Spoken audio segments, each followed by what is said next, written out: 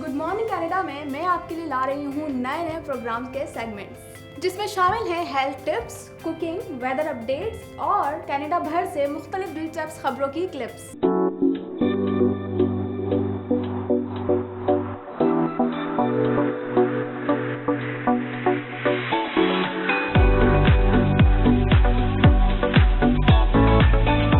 तो देखना ना भूलिए गुड मॉर्निंग कनाडा हर हफ्ते सिर्फ प्राइम टीवी पर। अस्सलाम वालेकुम नाज़रीन, आप देख रहे हैं TNN टीवी और गुड मॉर्निंग कनाडा के साथ मैं हूं आपकी होस्ट रुखसार शहजाद। और हर हफ्ते की तरह हम आपके लिए प्रोग्राम लेकर आते हैं, एक बहुत ही खूबसूरत सा, बहुत ही मज़ेदार जिसमें सेगमेंट्स होते हैं, जिसमें तमाम चीज़ें शामिल होती हैं हमारी ज़िंदगी से मुतालिक। और काफ़ी मालूमाती प्रोग्राम होता है, काफ़ी इंटरटेनमेंट प्रोग्राम होता है और जब समझें कि पूरा पैकेज होता है एक प्रोग्राम का। आपको डिफरेंट तरीके की मालूमात मिलती है, पाकिस्तान से, कनाडा से आपको खाना पकाना सीखने को मिलता है, आपको अच्छी अच्छी सुरीली सी आवाज़ में जो है मज़ेदार से गाने को सुनने को मिलते हैं। इसके अलावा योगा, मतलब सेहत के हवाले से आपको योगा आपको सिखाया जाता है और आपको बताया जाता है कि एक्सरसाइज लाइफ के लिए और अच्छी लाइफ के लिए कितनी ज़रूरी है। तो अपने प्रोग्राम को स्टार्ट करने से पहले बात कर लेते हैं थोड़ी सी मौसम के हवाले से, क्योंकि मौसम जो है वो इंसानी ज़िंदगी पर बहुत ही स्ट्रांगली इफ़ेक्ट करता है। और मौसम के साथ साथ जो है इंसान की ज़िंदगी चल रही होती है। जिन लोगों को सर्दियाँ पसंद होती हैं वो अपने फेवरेट काम जो है वो सर्दियों के लिए संभाल कर रखते हैं कि सर्दियों में करेंगे। और जिन लोगों को गर्मियाँ बहुत कम लोगों को पसंद होती हैं। शदीद किस्म की गर्मी जो होती है वो तो किसी को पसंद नहीं होती है, बट फिर भी जिन लोगों को गर्मियाँ अच्छी लगती हैं, क्योंकि गर्मियों में भी कुछ ऐसी चीज़ें होती हैं जिनका अलग ही मज़ा होता है, तो वो लोग जो है वो गर्मियों के लिए वो चीज़ें संभाल कर रखते हैं। खैर, कराची के हवाले से आज बात कर लेते हैं। कराची का मौसम आज के दिन यानी हफ्ते को काफ़ी हब्स है और बारिश के इम्कानात हैं, लेकिन शुक्र अल्हम्दुलिल्लाह कि बारिश के इम्कानात हैं, क्योंकि गर्मी और हब्स का जो तोड़ है वो बारिश ही है। आज दर्जा हरारत जो है वो 32 डिग्री रहेगा दिन में, लेकिन उसके मुकाबले में जो है रात ठंडी होगी और इसी के साथ तेज़ हवाएं चलने के भी इम्कानात हैं। खैर, कराची में अब जब बारिश होती है तो एक तरफ तो खुशी होती है, एक तरफ हम मज़े ले लेते हैं, बारिश के पानी में नहा लेते हैं, पकोड़े खा लेते हैं, चाय पी लेते हैं, लेकिन वो दिन तो ठीक गुजरता है। लेकिन उसके बाद जब हम अपनी नॉर्मल रूटीन में आते हैं, जब हम घर से बाहर निकलते हैं, कदम रखते हैं, जब हमें कीचड़ मिलती है, जब हमें कूड़ा जो होता है, हमने जगह जगह जो कूड़े बनाए हुए हैं अपनी मर्ज़ी से, उनमें जब पानी भर जाता है और जो वो नागवार सी जो वो स्मेल उठती है और वो घरों तक आती है, और जब आपकी गाड़ी रास्ते में फंस जाती है पानी की वजह से, क्योंकि पानी इतना इतना भरा हुआ होता है, और बाइक वाले जो हजरात होते हैं वो तो बहुत ही मुश्किल में होते हैं इस हालात में। लोगों की गाड़ियाँ ख़राब हो जाती हैं बीच रोड पर, लोगों की गाड़ियाँ रुक जाती हैं बीच रोड पर और बहुत ही ख़राब सिचुएशन हो जाती है। तो बारिश का मज़ा तभी होता है जब, और सबसे बड़ी चीज़ लोड शेडिंग। बारिश की यहाँ 2 बूंदें गिरती हैं और यहाँ लाइट गायब हो जाती है। मतलब आप क्या करो जब घर में लाइट नहीं है, जब अंधेरा है, जब आपको इतनी गर्मी में जो है वो मज़ीद पसीने आ रहे हो, बाहर बारिश हो रही है, तो आप बंदा क्या बारिश को जो है वो एंजॉय करेगा। तो बारिश का मज़ा तभी है जब आपके घर में लाइट भी मौजूद हो, आपके एरिया जो है वो पानी जो आता है बारिश का, उसके बाद जो है वो बारिश रुकने के बाद वो एरिया जो है वो उसका निज़ाम ऐसा हो, उसकी नक्काशी ऐसी हो कि वो ऑटोमेटिकली साफ़ हो जाए, या फिर हमारा सिस्टम ऐसा हो कि उसको फ़ौरन साफ़ कर दे, तो बारिश का मज़ा भी है। इसके अलावा जो है आप जब घर से बाहर निकलो, आपको जो है रोड साफ़ मिले, आपको रोडों पे पानी ना मिले, आप अपनी मंजिल तक जो है वो बासानी पहुंच सको, तो बारिश का मज़ा भी है। खैर, काम कर रहे हैं इस हवाले से भी, और जिस तरह मैंने कहा कि हम इंसान हैं, अल्लाह पाक ने हमें बहुत ताकत और बहुत क्रिएटिव बनाया है और हम हर मसले का जो है वो हल निकाल लेते हैं। तो इन मसलों का भी हम हल निकाल लेंगे। बात सिर्फ ये है कि मसलों पर गौर करना ज़रूरी है। मसलों का हल तो निकल ही जाता है, क्योंकि हम इतने हमारा जो दिमाग है, हमारी जो सोच है, उसको हम अच्छी तरीके से अगर इस्तेमाल करें तो हम कुछ भी कर सकते हैं, इंसान कुछ भी कर सकता है। तो मसलों पर गौर करना सबसे ज़्यादा ज़रूरी है, मसलों को सीरियसली लेना बहुत ज़्यादा ज़रूरी है, उसके साथ जो है ज़िंदगी गुजारने का अलग ही मज़ा है। तो कोरोना वायरस की जो सिचुएशन चल रही है, जो पैंडमिक पूरी सिचुएशन चल रही है, इसके भी हमने हल निकाल लिए हैं और फेजेस के साथ जो है हर कंट्री अपने प्लान्स बना रही है, इकदामात कर रही है। पंजाब में भी पंजाब हुकूमत ने स्कूल्स को जो है वो 15 सितंबर से खोलने का ऐलान कर दिया है। अब वो स्कूल किस तरह खोले जाएंगे, किस तरह क्लासों में बच्चों को मेंटेन किया जाएगा, किस तरह टीचर्स जो हैं वो, क्योंकि टीचर्स ही हैं जो पूरे स्कूल में जो है वो पूरा निज़ाम और पूरी लोगों को, बच्चों को जो है वो बताएंगी कि इस तरह बैठना है, इस तरह नहीं मिलना है, क्योंकि वो तो बच्चे हैं, तो उनको संभालना थोड़ा सा एक टफ़ काम है। लेकिन अब क्योंकि कोरोना वायरस की जो वबा है ये आज कल में नहीं जाने वाली, ये सब तो हमको पता चल गया है। तो मुस्तकबिल के लिए जो है वो हम अपनी मईशत को तबाह नहीं होने दे सकते, और मुस्तकबिल के लिए जो है वो हम अपनी मुल्क की तालीम का निज़ाम भी ख़राब नहीं होने दे सकते। तो हमें हल निकालने के साथ जो है वो ये चीज़ें जारी रखनी है।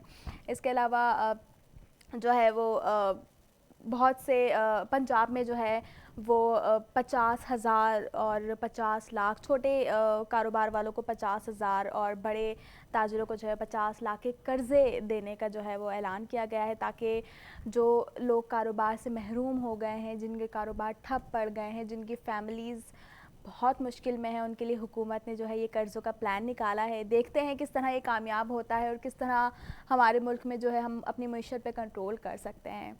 तो इसी के साथ शुरू करते हैं हमारा आज का प्रोग्राम। और हमारे आज के प्रोग्राम का जो पहला सेगमेंट होता है, जैसा कि आप सबको पता है, हमारा पहला सेगमेंट होता है एक्सपर्ट इंटरव्यू का, जिसपे हम अपने एक्सपर्ट्स को लेते हैं स्काइप इंटरव्यू पे और उनसे बात करते हैं। आज भी हमारे साथ मेहमान ख़ुसूसी मौजूद हैं। आज हमारे साथ मौजूद हैं मिस्टर असमतुल्लाह साहब। मिस्टर असमतुल्लाह साहब जो है काफ़ी सीनियर एनालिस्ट हैं पाकिस्तान के। इसके अलावा जो है वो पाकिस्तान का first English channel PTV world जो है वो इन्होंने लॉन्च किया है। इसी के साथ साथ यूनिवर्सिटीज़ में जो है वो मीडिया पढ़ाते हैं। बहुत ही काबिल, बहुत ही सीनियर, बहुत ही मज़ेदार से आदमी है। मैंने इनसे बात की और मुझे ये अंदाज़ा हुआ कि किस तरह एक एनालिस्ट जो है वो किस नज़रिए से इस पूरी सिचुएशन को देखता है, जो कि एक आम आदमी नहीं देख पाता। तो शामिल करते हैं असमतुल्लाह को अपने प्रोग्राम में और उनसे बात करते हैं। असमतुल्लाह नियाज़ी साहब, बहुत बहुत शुक्रिया आपका, आपने हमें ज्वाइन किया प्रोग्राम में। सबसे पहले बताइए कैसे हैं आप? अल्लाह का शुक्र, ठीक ठाक। ठीक है। चूँकि आप एक एनालिस्ट भी हैं और माशाल्लाह काफ़ी चीज़ें एक साथ करते हैं, तो काफ़ी आपको मालूमात होगी। तो क्योंकि हमारा टॉपिक जो है कोरोना के हवाले से है, पाकिस्तान में कोरोना कहाँ पहुँचा, हुकूमत ने क्या किया और जो किया, क्या वो कारआमद साबित हुआ या सिर्फ़ वो किया है, उससे कोई फ़ायदा नहीं हुआ? तो मेरा पहला सवाल आपसे ये है कि शुरू से लेके अब तक जो हुकूमत ने कोरोना वायरस की रोकथाम के लिए या इसके कंट्रोल के लिए जो इक़दामात किए, क्या उसके हमें मस्बत असरात मिले हैं या कुछ फ़ायदा नहीं हुआ उनका? नहीं, ये तो हम नहीं कह सकते कि हमें कोई फ़ायदा नहीं हुआ। फ़ायदा हुआ, लेकिन मेरी नज़र के अंदर अगर हम मज़ीद मौसर हिकमत अमली इख्तियार करते हैं शुरू में ही। पहला केस पाकिस्तान के अंदर 26 फरवरी को ग़ालिबन रिपोर्ट हुआ था और हम आहिस्ता आहिस्ता इसके ऊपर डिले करते रहे, और फिर जब ये सूरत हाल उस वक्त ज़्यादा ख़राब हो गई जब ताफ्तान के रास्ते ईरान के ज़ायरीन वापस आना शुरू हुए, तो उनके लिए कोई प्लानिंग नहीं की गई थी और बग़ैर प्लानिंग के उनको पाकिस्तान के मुख्तलिफ़ शहरों के अंदर भेज दिया गया था। हालांकि अगर उसी वक्त प्लान ये कर लेते कि उन ज़ायरीन को वहीं सरहद के करीब दालबंदीन की एक जगह है 3 घंटे की मुसाफत के ऊपर, और बहुत वहाँ अच्छा हॉस्पिटल जो अरब्स ने वहाँ बनाया हुआ है, अरबों ने बनाया हुआ है, बना कर दिया है, क्योंकि आपको शायद पता हो कि दालबंदी एक ऐसी जगह है जहाँ अरब बहुत ज़्यादा आते हैं, अरब कंट्रीज़ के शहज़ादे आते हैं, वहाँ के प्रिंस आते हैं और वहाँ पे तिलौर का शिकार करते हैं। तो वहाँ फैसिलिटी मौजूद थी। वहाँ अगर रखते, वहाँ क्वारंटाइन में रखते, उनको करंटीना में रखते और उसके बाद उनको दूसरे शहरों को भेजते, तो शायद हम ये जो आज 6,000 सवा 6,000 के करीब हलाकतें हो चुकी हैं कोरोना की वजह से, वो घटा सकते थे। ये आज जो बड़ी डिस्कशंस हो रही है इसके ऊपर कि लॉकडाउन होना चाहिए था या नहीं होना चाहिए था, अगर होना चाहिए था तो लिमिटेड होना चाहिए था या स्मार्ट होना चाहिए। स्मार्ट लॉकडाउन की एक टर्मिनोलॉजी यहाँ से, हमारे यहाँ से ही बाहर गई और वो बहुत पॉपुलर हुई है। उस पर वॉल स्ट्रीट जर्नल ने अभी एक आर्टिकल भी लिखा है कि पाकिस्तान ने किस तरीके से जो अपनी उसको घटाया, जो ख़तरात थे, खदशात थे, घटाया। मैं इससे एग्री नहीं करता, खदशात अब भी मौजूद हैं। अगर अगर आप आज की ही सूरत हाल देखें, आज कल 300 325 के करीब केसेस रिपोर्ट हुए थे 24 घंटे के अंदर। आज उनके अंदर 100% इजाफा हो गया है। यानी कल 320-25 थे और आज 725-30 हो गए हैं आज की रिपोर्ट जो हुए हैं। उसकी बुनियादी वजह यह है कि लोग अब आहिस्ता आहिस्ता वापस आना शुरू हो गए हैं, ईद की छुट्टियां मनाकर आना शुरू हुए हैं। अगर आपको याद हो तो पाकिस्तान के अंदर जो स्पाइक आई थी, जो बहुत बड़े पैमाने पर रिपोर्ट होना शुरू हुए थे, वो पिछली रमज़ान की ईद के फ़ौरन बाद जब हमने शॉपिंग सेंटर्स खोल दिए थे बिल्कुल। और हमने मिलना मिलाना शुरू कर दिया था, हमने मसाजिद के अंदर नमाज के अंदर SOPs हमने फॉलो नहीं की, जिसकी वजह से 6,000-7,000 तक रोज़ाना केसेस रिपोर्ट हुए। मेरा ख़्याल में अभी जो ख़तरा खदशात वो जो है वो ख़त्म नहीं हुए। ये खदशात उस वक्त ख़त्म होंगे जब वैक्सीन आ जाएगी, वैक्सीन यहाँ पूरी दुनिया को प्रोवाइड हो जाएगी और लगना शुरू हो जाएगी। वरना उस वक्त तक हम वनरेबल हैं, हम वबा की जद में हैं। हमें जो एहतियात है और जो SOPs हैं, मास्क खास करके मास्क जो है उसको ख़त्म नहीं करना चाहिए और उसको अडॉप्ट करना चाहिए। ठीक है सर, आपने स्टार्टिंग में कहा कि जो पाकिस्तान में एंटर हुआ कोरोना वायरस, तो क्या मतलब इसका हम ये समझ सकते हैं कि हुकूमत की वजह से जो है वो हमारे मुल्क में कोरोना वायरस फैला है? मतलब मेन जो पॉइंट है, अगर हुकूमत रोक देती तो कोरोना ना आता। खैर वो आ भी गया, तो सर अब हुकूमत क्या कर रही है? अब क्या इक़दामात किए हैं उसने कंट्रोल करने के लिए? या लॉकडाउन भी, मुझे नहीं लगता लॉकडाउन कोई कारआमद साबित हुए हैं, क्योंकि सड़क का एक हिस्सा जो है वो कारोबार उसका खुला हुआ है और सड़क का एक हिस्सा बंद है। तो ये भी लोगों में थोड़ी-सी तकरार थी कि हमारा कारोबार क्यों बंद है? तो ये किस किस्म का लॉकडाउन था? क्या ये इक़दामात थे?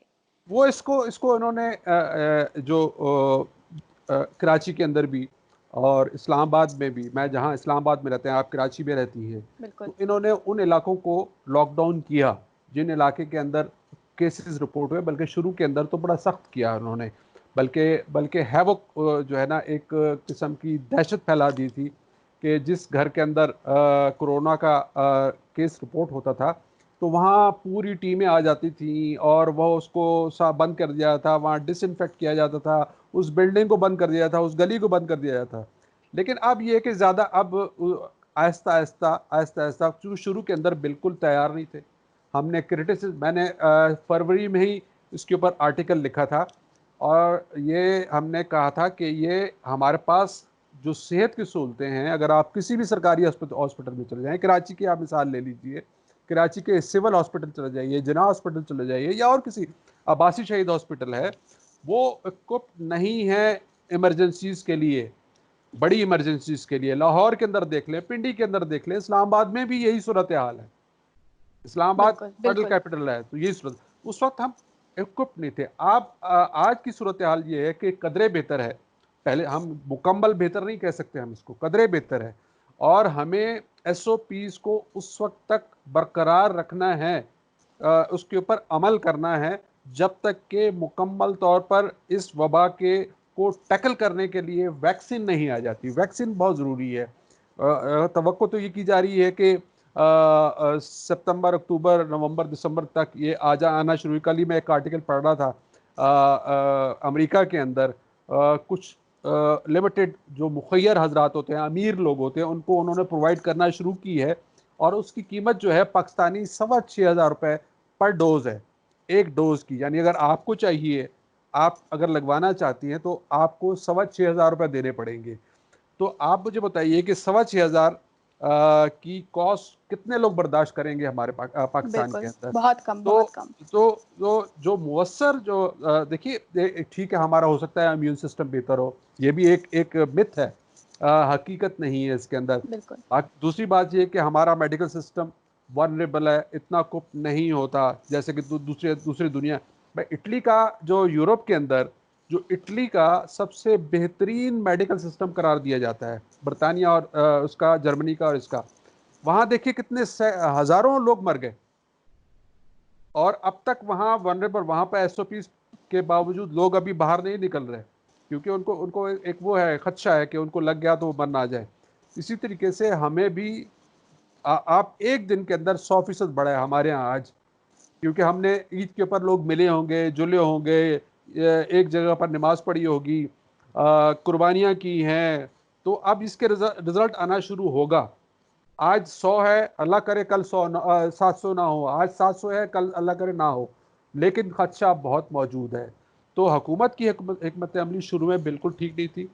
अभी भी हमें अगर ये सोच रहे हैं कि स्कूल्स खोल दें, कॉलेज खोल दें, मेरा ये सवाल है कि हमारे यहाँ स्कूल और क्लासरूम के अंदर, एक क्लासरूम के अंदर सरकारी जो स्कूल होता है उसके क्लासरूम के अंदर 70 से 80 बच्चा होता है। इस इस्लामाबाद शहर के अंदर भी, मेरी मिसेस पढ़ाती भी हैं, वो मुझे बताती रहती हैं, तो 70 से 80 बच्चे एक क्लासरूम के अंदर, उसको आप कैसे इक्विप करेंगे, कैसे कोप करेंगे उसके अंदर? उनकी क्या वो डिस्टेंस बरकरार रख सकेंगे? 6 फुट का जो या 6.5 फुट का जो डिस्टेंस है वो बरकरार रख पाएंगे आप एक क्लासरूम में? नामुमकिन नज़र आ रहा है मुझे। बिल्कुल। उसके लिए क्या तैयारी की हमने, कितनी एलोकेशंस की, कितने पैसे मख्तस किए, कितने रकम रखी गई है? सो ये चीज़ें देखनी होंगी कि हुकूमत उसके लिए इकदाम क्या करती है, क्या उसके लिए अभी रिपोर्ट आई है, अभी मीटिंग थी उसकी नेशनल कमांड सेंटर के अंदर, असद उमर की ट्वीट भी आई है कि हम उसको देखेंगे। 15 तारीख से हम सोच रहे हैं कि उसको खोलें स्कूल कॉलेज, लेकिन 7 तारीख को हम उसका रिव्यू करेंगे, उसके बाद फिर हम आगे चलेंगे। तो ये सूरत हाल है। जी, तो नाजरीन आपने देखा हमारे एक्सपर्ट इंटरव्यू का हाफ पार्ट, क्योंकि हम अपने एक्सपर्ट का जो इंटरव्यू का हाफ पार्ट है वो अपने प्रोग्राम के लास्ट में दिखाते हैं, क्योंकि मालूमात जो है आपको स्टार्टिंग में मिलनी चाहिए, फिर बीच में थोड़ा सा एंटरटेनमेंट आपको मिलना चाहिए, थोड़ी सी खबरें मिलनी चाहिए और फिर आपको जो है वो बहुत सारी मालूमात मिलनी चाहिए। तो जैसा कि आपने असमतुल्लाह साहब की बातें सुनी और उनके नज़रियात जाने, और उन्होंने जो कहा कि ये पेंडेमिक जो है वो कब तक रहेगी, क्या पाकिस्तान में इस पेंडेमिक की मईशत के हवाले से जो है वो हालात हैं, क्या तालीम के हालात हैं पाकिस्तान में, हम आगे कहाँ जा रहे हैं, टेस्ट कितने हो रहे हैं, तादाद क्यों कम हो रही है, इन सारे सवालों का जवाब असमतुल्लाह साहब ने हमें दिया। और मज़ीद उनसे जो बात करेंगे हम, और वो भी आपको पार्ट दिखाएंगे, लेकिन इससे पहले हम शामिल करते हैं अपने प्रोग्राम में अपना अगला सेगमेंट, जिसका नाम है चांदनी रातें। और आप जाके सुनिए रीना इरफान से खूबसूरत सी आवाज़ में खूबसूरत से गीत, गज़लें, और वो गीत और गज़लें सुनते टाइम जो है वो आपके बच्चे कुछ जो काम हैं, आपको कबर्ड सही करनी है, आपको डस्टिंग करनी है, आपको कुछ भी छोटे मोटे काम है, आप वो कर लिया करें, जिससे जो है आपका दिन भी अच्छा गुजरेगा और आपके काम भी हो जाएंगे। तो मुलाहिज़ा कीजिए हमारा अगला सेगमेंट चांदनी रातें।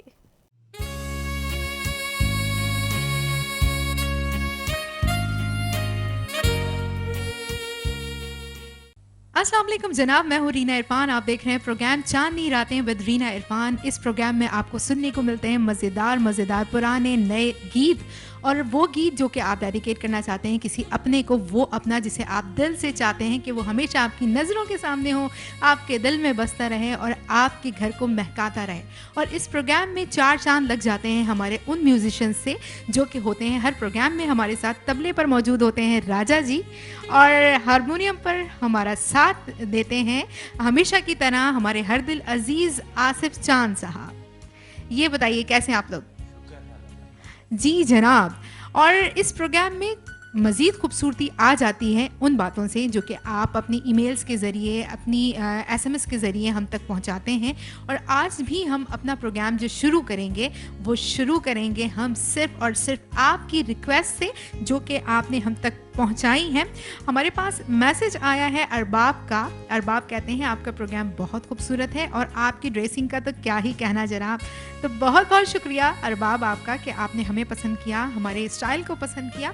कहते हैं कि मेरे अब्बू हमेशा गुनगुनाते हैं ये गीत, अपनों ने गम दिए तो मुझे याद आ गया। ओहो जनाब अरबाब, पूछें ज़रा अपने अब्बू से कि किस अपने ने उनको क्या गम दे दिया है। और इसके अलावा उन्होंने कहा कि आपके तमाम ही गीत बहुत अच्छे होते हैं, क्या ही अच्छा हो कि अगर आप इस गीत को अपने प्रोग्राम में शामिल कर लें।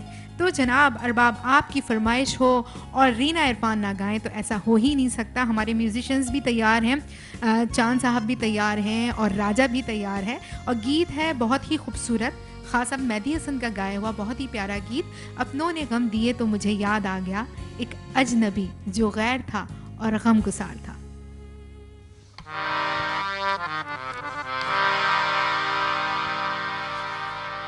अपनों ने गम दिए तो मुझे याद आ गया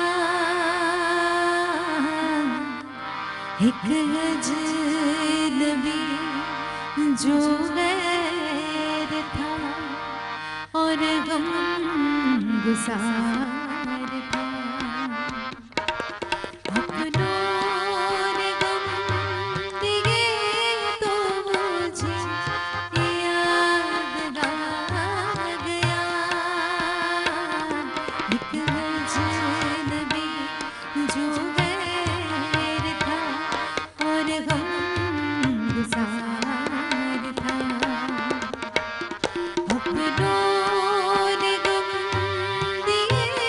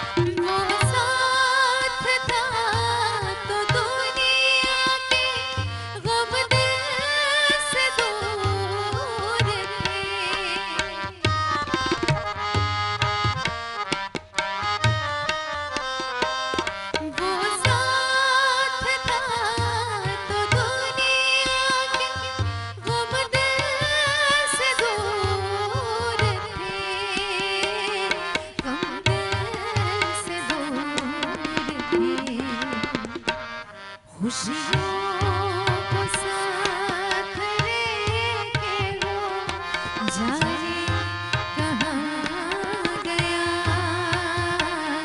एक चैन में जो गैर था और हम गुसार था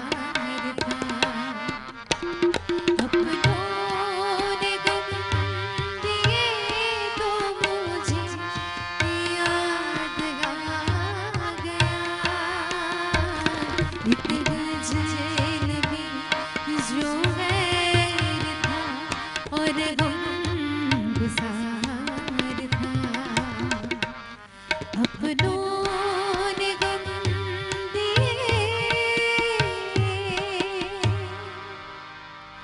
जी जनाब, ये गीत जो कि हमने पेश किया अरबाब साहब की फरमाइश पर, और वो डेडिकेट करना चाह रहे थे अपने वालिद साहब को, और हमने पूछा उनसे कि जनाब आप बताइए कि आप क्यों पसंद करते हैं इस गीत को खान साहब के। तो हम इंतज़ार कर रहे हैं कि वो मैसेज करके दोबारा से हमें बताएं। आप सोचें कि वो क्यों कह रहे होंगे, किसे कह रहे होंगे। अमूमन जो निशाना बनती हैं वो बीवियां बनती हैं कि अपनों ने गम दिए, ये जो हमारी अपनी है, हमारी जो अपनी है, तो वही हमेशा कहते हैं कि वो मसले में और मसाइल का शिकार हो जाती हैं कि जनाब हमने तो कुछ कहा नहीं, और ये हमेशा यही करते हैं कि मेरा नाम ले देते हैं हर जगह पे।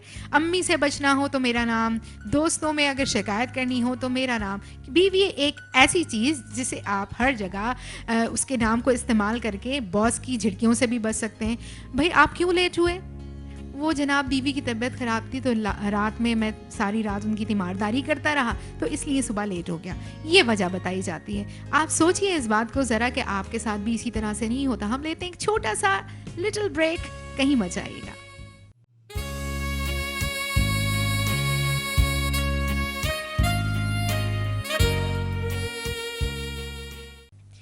वेलकम बैक जनाब, आप देख रहे हैं प्रोग्राम चांदनी रातें विद रीना इरफान, और हमारे म्यूजिशियंस भी हमारे साथ हैं, हमारे कैमरामैन यहाँ भी, वहाँ भी और यहाँ भी, और डायरेक्टर साहब जो बैठे हुए हैं हमारे कान में सूर फूंक रहे होते हैं कि अब ये कर लो, अब ये कर लो, अब ये गाना कर लो इरफान साहब, और उनके साथ दे रहे होते हैं इमरान लतीफ़ साहब। तो हमारी कोशिश ये होती है कि जनाब हर एक को खुश रखा जाए। साउंड, ये जो खूबसूरत आवाज़ आप तक पहुँच रही होती है, आमिर इसको खूबसूरत बना रहे होते हैं। दोबारा से चलते हैं अपने मैसेजेस की तरफ। मैसेजेस हमारे पास बहुत सारे जमा हो गए हैं। हमें रुदाबा ने एसएमएस किया है।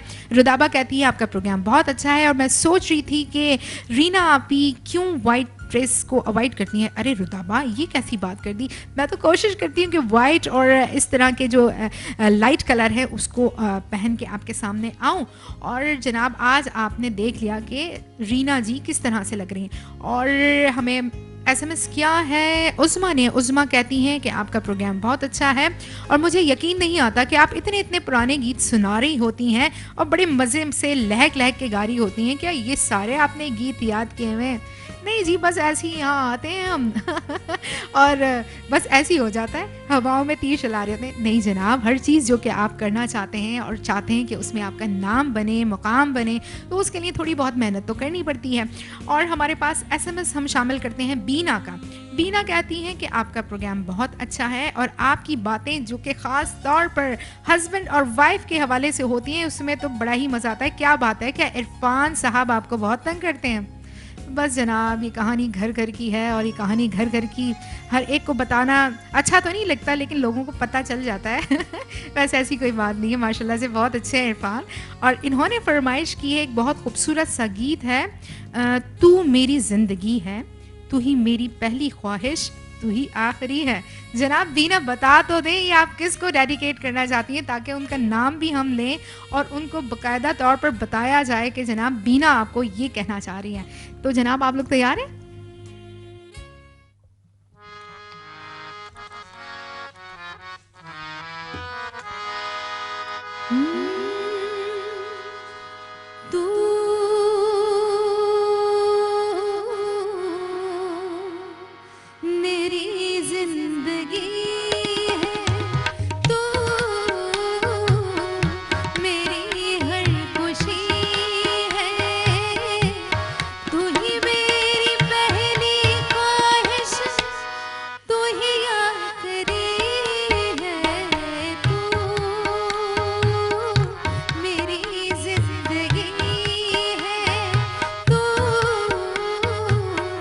मेरी हर खुशी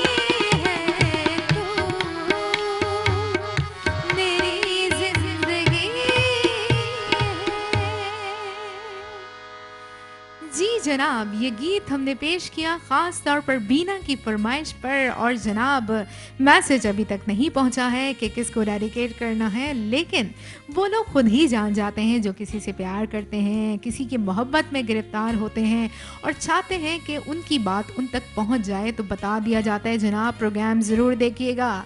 रीना इरफान से मैं फरमाइश कहूँगी और वो फरमाइश जो पूरी करेंगी तो उसमें जो कहा जा रहा है वो सिर्फ़ और सिर्फ आपके लिए हैं। जी जी, आप जो बैठे हुए चाय पी रहे हैं और देख रहे हैं कि जनाब शायद मुझे कहा जा रहा है, बिल्कुल आप भी हो सकते हैं कि अगर आपको फरमाइश करनी है, ये जो नंबर्स आपको नज़र आ रहे हैं हमारी स्क्रीन पर, तो उस पर आप हमें एसएमएस भी कर सकते हैं, ईमेल भी कर सकते हैं। तो उस पर आपको करना ये होगा कि उठाना होगा अपना मोबाइल फ़ोन, जाना होगा राइट ऑप्शन में और लिखना होगा अपना पसंदीदा गाना, अपना गीत और इस प्रोग्राम के हवाले से जो कहना चाहते हैं लिख भेजिए। एक और एसएमएस शामिल करते हैं इस प्रोग्राम में और मैसेज मुझे बड़ा ही मज़ेदार सा लग रहा है और ये हैं हमारे साथ साइमा। साइमा कहती हैं कि प्रोग्राम बहुत अच्छा है और जब पूरी फैमिली के साथ बैठ के हम सुन रहे होते हैं तो घर में एक महफिल का सा समा हो जाता है। बहुत बहुत शुक्रिया साइमा आपका कि आप हमें देखते हैं तो आपको ऐसा लगता है कि महफिल सी सजी हुई है और हम चाहेंगे कि अल्लाह ताला आपकी खुशियों को इसी तरह से दुबाला करे। और इन्होंने कहा है कि आपका हर सॉन्ग ही बहुत अच्छा होता है, आपके म्यूजिशियंस आपका बहुत बेहतरीन तरीके से साथ देते हैं। भाई आपकी तारीफ़ें आ रही हैं। और इन्होंने कहा है कि क्या ही अच्छा हो कि अगर आप, मेरा एक बहुत ही पसंदीदा गीत है बहुत पुराना, आपको इम्तिहान में डाल रही हूँ साइमा। अच्छी बात नहीं है किसी को इम्तिहान में डालना, लेकिन अगर मोहब्बत होती है, लगाव होता है तो शायद इम्तिहान को पार कर लें, यानी समंदर को पार कर लें। तो इनकी फरमाइश है आ नील गगन तले प्यार हम करें।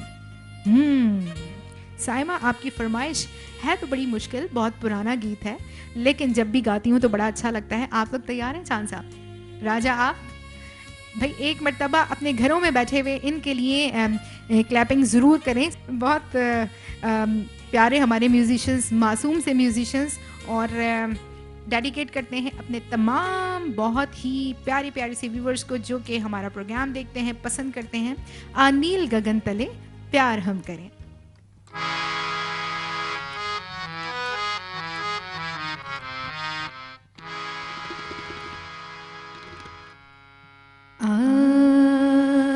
नील गगन तले